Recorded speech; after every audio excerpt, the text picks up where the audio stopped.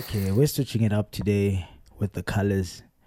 Yeah, I still have one of those mics that have colors, unfortunately. But look, you're not here for the color of the light. You're here for the content. If you've ever heard of the expression "mooi van ver," you'll know that it actually has quite a funny meaning behind it. Mooi van ver is Afrikaans for beautiful from far or nice from far. And we used to joke about this. When I first heard about it, I was like, what? I think I might have been like 11 years old or something. Girls, you guys have had the same experience where you look at a guy, you're like, oh, this guy looks so handsome when he has a mask on. The second he takes down the mask, I don't know what happens. Maybe you had the proportions of like their face, or maybe chin to forehead ratio or whatever. I don't know what happens. But somewhere down the line, things just mess up and suddenly this person is not looking as good as you imagine them looking in your head. Everything looks beautiful from far off. Everything that you see people doing, everything that you picture as being the stunning thing, you know what I mean, has that allure to it when you look at it from far off. But the second you approach it, it starts to look pretty ugly.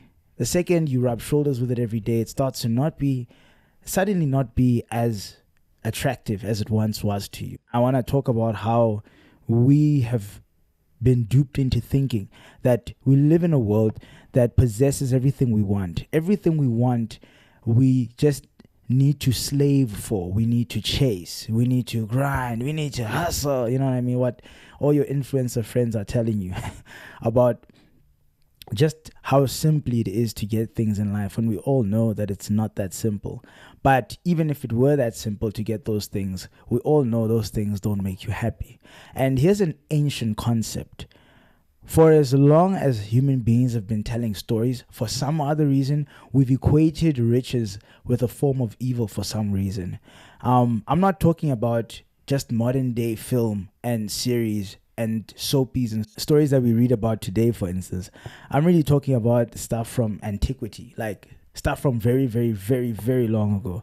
I don't know why it's the case, but often, it's not always, but oftentimes we've drawn a link between being of means or having things and being either depraved or unhappy. There's other modern stories that we've all, one or like a few of us out there know about, like Breaking Bad with Walter White, and how the pursuit of money literally changes him into this person he suddenly doesn't recognize. There's Parasite with the Park family, and how their desire to ingratiate themselves in upper society leads to their downfall. The Wolf of Wall Street, Generations, The Legacy, if you want to go South African.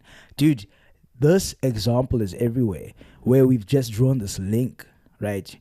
In a way almost to show ourselves that there is a major pitfall in just reaching for stuff the whole time, chasing for stuff the whole time. It's not all the time that they vilify wealth. In fact, what I think is that most of the time they're serving to make us understand something intrinsic about us as human beings. And it's that we have soul holes that stuff can't fill. We have needs and desires and wants that to us might initially look like stuff could fill those gaps, those holes, those voids. But stuff just can't. Cars, women, status, all the stuff that we think is just going to fill that void that we have. And instead of dealing with the origin or the root cause of why we're feeling like that, we look at the example the world sets and think, oh man, if I had that, I wouldn't feel like this. The real reason why I'm even making this video today is because I truly want to expose the ugliness in the world, because I think that a lot of people fake being happy, they fake being fulfilled, and you look at their lives and there's no way a person can be happy. Like how you Elizabeth Taylor, and you've had like husband after husband after husband after husband after husband, literally like 8 times, something like that, right? How are you Kim Kardashian? How are you all these people, even your South African celebrities? I don't want to dog on people. That's not my content. But look, let's be honest that there is a degree of unhappiness that comes with being at a certain place, especially if you've had to give away important part of yourself to be able to get those things in life. I think the important thing to ask yourself is also, how much do you actually want those things? In many ways, if we had less desires, if we had less things that we were reaching for all the time, if we had less things that tripped us up easily, we'd probably be more fulfilled and happier human beings. Every time you think about these people that are so esteemed by our generation and by our culture, the Elon Musks of this world, the Bill Gates, we always talk, every time the money conversation is had, we have these names that pop up, right? Almost certainly we'll have these names pop up when you talk about the richest celebrities, the people that live the most lavish lifestyles and all of that stuff. But how many of you guys like sleep, for instance? It's a genuine question. How much do you like sleep? What do you sacrifice as a person to have all of that stuff? And I think that if that's what they were designed to do, that's their highest contribution to mankind, they should be our heroes, in that we should look up to them and we should believe in work ethic and that it can land you in a position like that.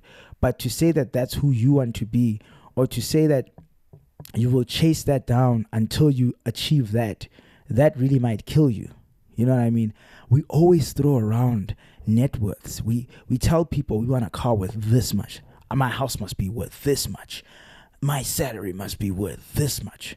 But have we ever sat to consider how much stress cost it is just to deal with a certain amount of wealth? The Bible says that to whom much is given, much is required, right? And there's a lot of responsibility that comes with having a lot of stuff in general. A lot of responsibility. If you have the prettiest girl at the party, you're fending her off all night from other guys trying to mack her and trying to ask her out. That's just the truth. You understand? She goes around a corner, you're stressed. I mean, I get stressed too with my fiance. But anyways, the more esteemed something is, the more stress it comes with. And I don't think we always take that into consideration. Do you have a license? I'm asking that question, and it might seem like it's arbitrary, it's random, it's out of nowhere. But I'm asking that question because you have a dream car. Do you realize you have a dream car, but you might not even have a license? Do you see the problem there? I think of this because I had a friend a few years back that would tell me he wants to drive this supercar, and he's going to drive this supercar, and this supercar is worth this much, and he will drive it. Guess what? He didn't have a license, but he wanted to drive that car. The logic in that. You understand what I'm saying? It just kind of makes you understand the absurdity of, we actually really don't sometimes even want these things. We don't have a genuine desire for them. It's not something that we really, really want. You know, our parents, they come from, and this is the boomer generation, they come from that time where they had this one specific car that growing up, they'd always see that guy they looked up to driving. And they would be like, I want this car.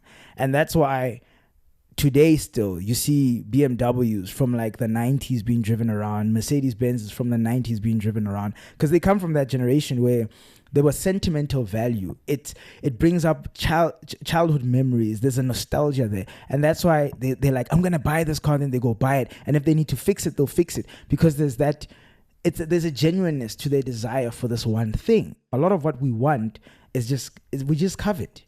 We just want it because other people have it.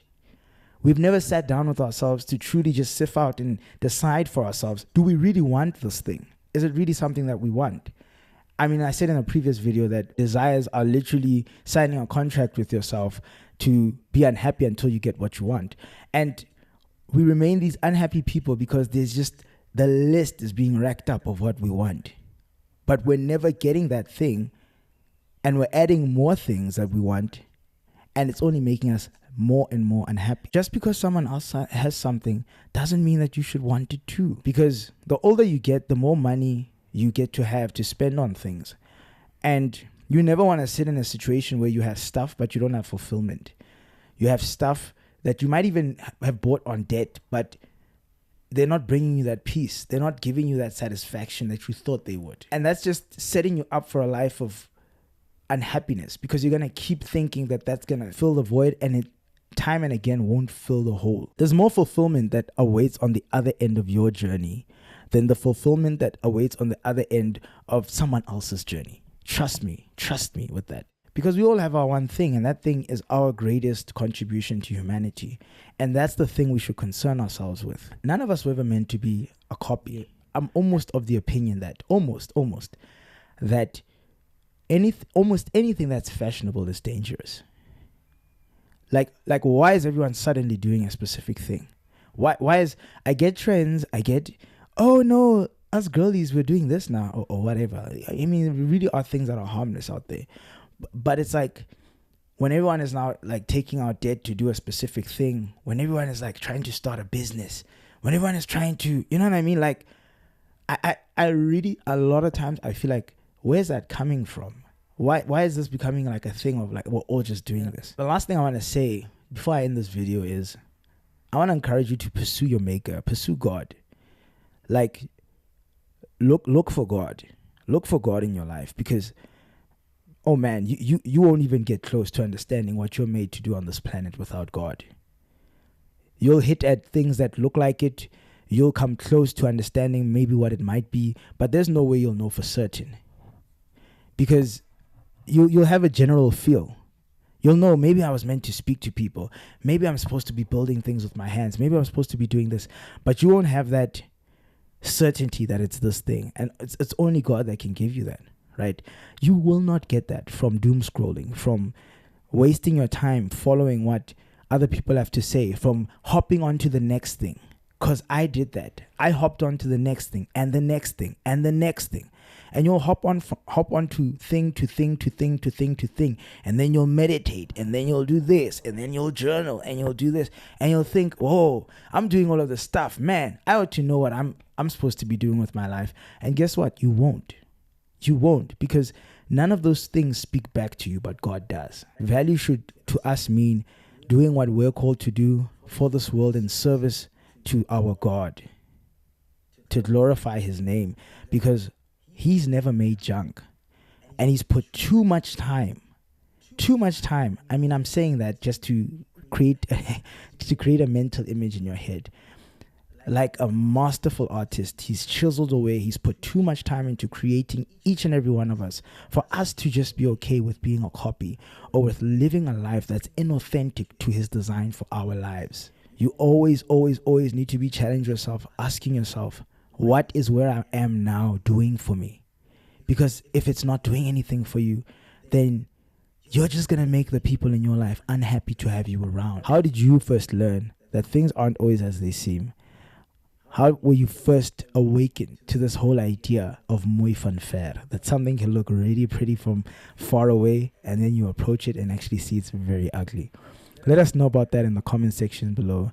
And as always, guys, like and subscribe. Please share this. Share this with your cousin. Share it with your little sister. Share it with your little brother. Share it with someone that's trying to grow up. Man, it's tough out there, and we all need the help we can get. Let's share stories with one another and start a dialogue. And that's all from me this week. I hope that you guys enjoy your week, and peace out.